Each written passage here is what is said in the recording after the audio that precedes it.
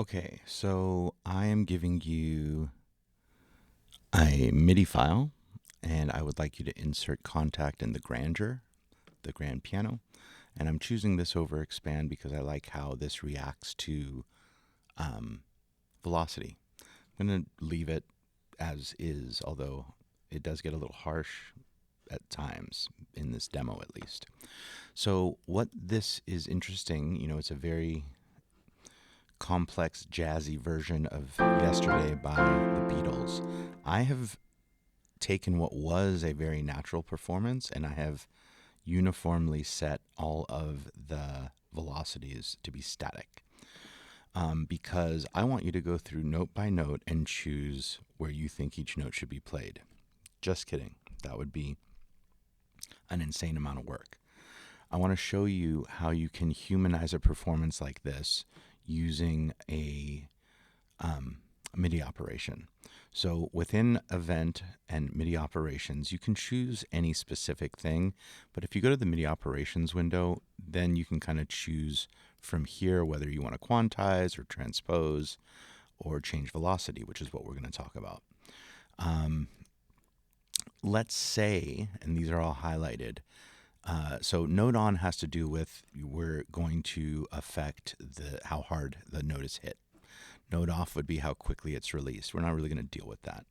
We want to kind of change how hard these notes are played. Now, you can say, I would like to change all of these by adding to them. Actually, set all to. We'll start there because that's the default setting. It will remember where you were, and I was just playing around with it. So, kind of going through this, set all to. I want to set all of these to 127, and I hit apply. That brings up all of the velocities to max velocity. The range of velocity units is 0 or 1 to 127. And it would sound like this. And that's enough. I can't add to because these are all maxed out. But if I kind of just do this real quick, bring them to 60. If I go to add to, I can choose to add 47 to that, or so everything's going to go up by this number of velocity units. I can subtract this many velocity units.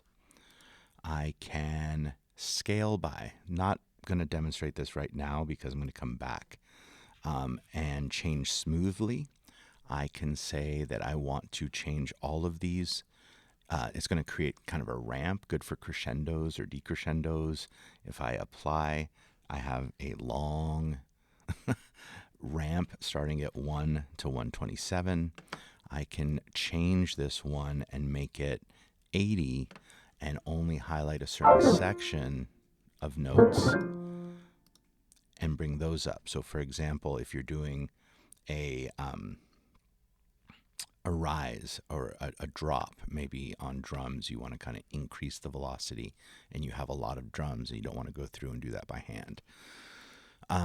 You can change smoothly by percentage. So instead of setting a level, you can just kind of change smoothly. And this is good if you have a dynamic range and you want to increase it or decrease it by a percentage. Say you like how the variance of your velocities are, but you want to bring everything up. It will maintain that variance by bringing the numbers up or down.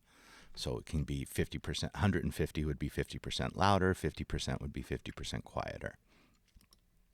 What we want to do, or what I want to show you, at least in the context of something like this, is to add to. Now, I don't even know where I am anymore, but we're going to add to, and we're going to randomize.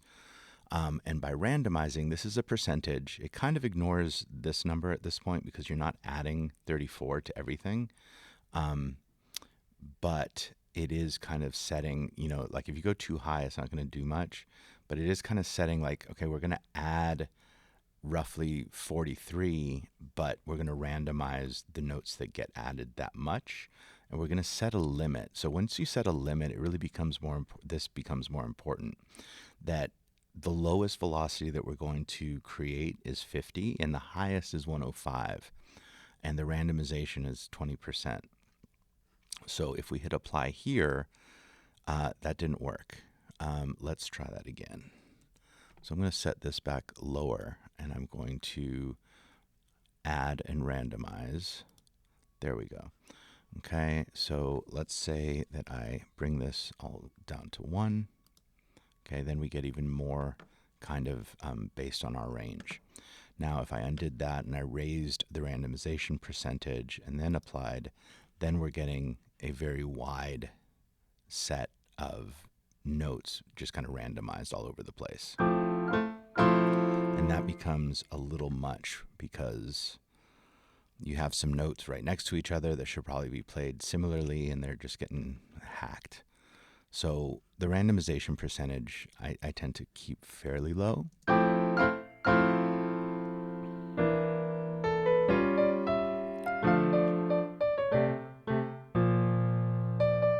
Okay, so this certainly is more interesting than when it was just static.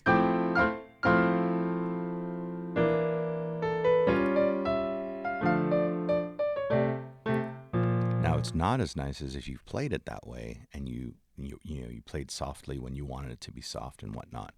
But let's say at this point that we like this dynamic performance.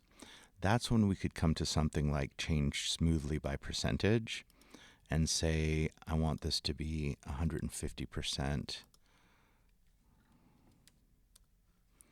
and apply, and it's just going to go up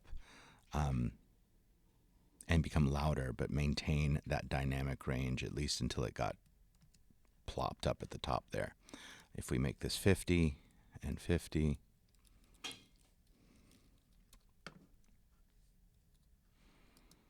then we're lowering that overall range.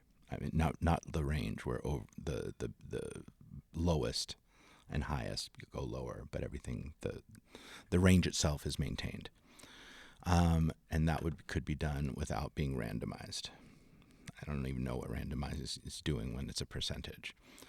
Okay, so randomize your performance in some way. So you're going to be adding to and randomizing what you think sounds best, bouncing it and submitting it, and telling me how it changed the performance.